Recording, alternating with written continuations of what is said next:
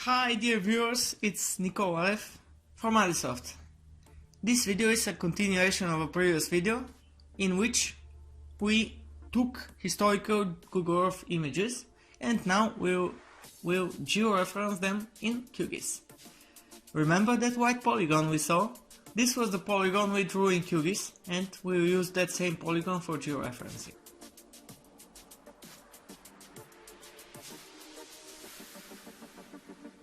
Let's say we will load one image, 2014. We will simply go to a corner and remember to turn snapping on in QGIS so that you are exactly on the corner point. You see, it snaps to the corner. And we will simply need 4 points in the 4 corners to georeference that image.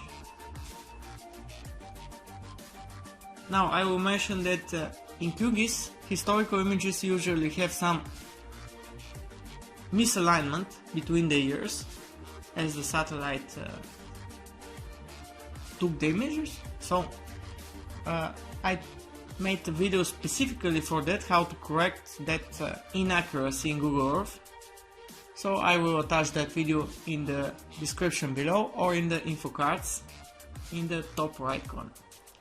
Now after selecting all the 4 points, we need to specify the path where the image is saved and georeference it using the green arrow. We save the points and load another image. And we can simply repeat the same procedure, zooming in the image, clicking the corner and matching it with the corner in QGIS. Now this is the last image, obviously, 2020, and now all the Google Earth images are loaded in QGIS. Now what we will do later is analyze the data, where the buildings are new and where they were demolished, in this case throughout the years for this urban area. This village is relatively small, but you can do the same procedure for larger urban areas and specific historical sites. For larger areas, of course, you will need more than 4 items to be merged, but I've done a video on that as well. You can see my other video about when I merged 300 Google Earth images for a big municipality. So everything is possible with Google Earth and Qgis. You just need to learn the basics. Let's create a new layer. I will use a point layer. In this case, Curelic will be the encoding, and I will define some attributes. This layer will mark the buildings which are existing throughout the years, those that are demolished and those that are new.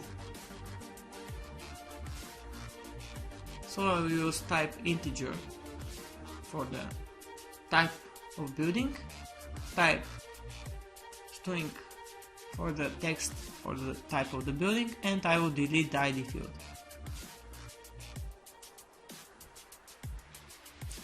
Use the coordinate system of the project and click OK.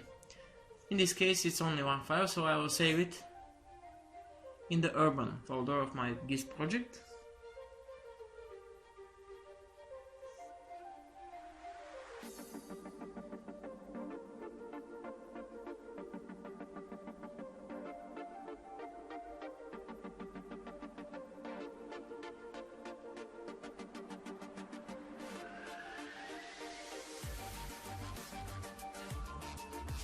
And we are ready to start analyzing.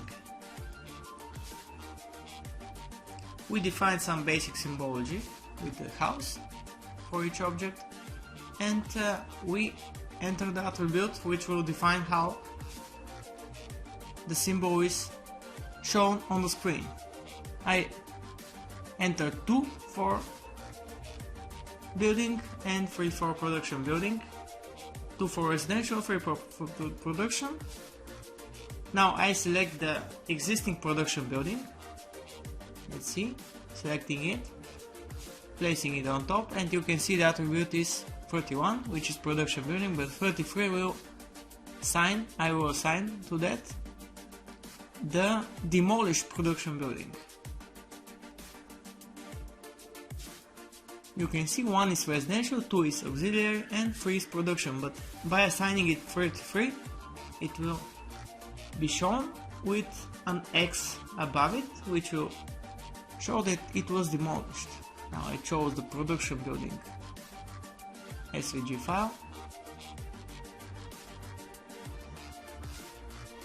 and now on top of it I will place an X with red color and bigger width, of course.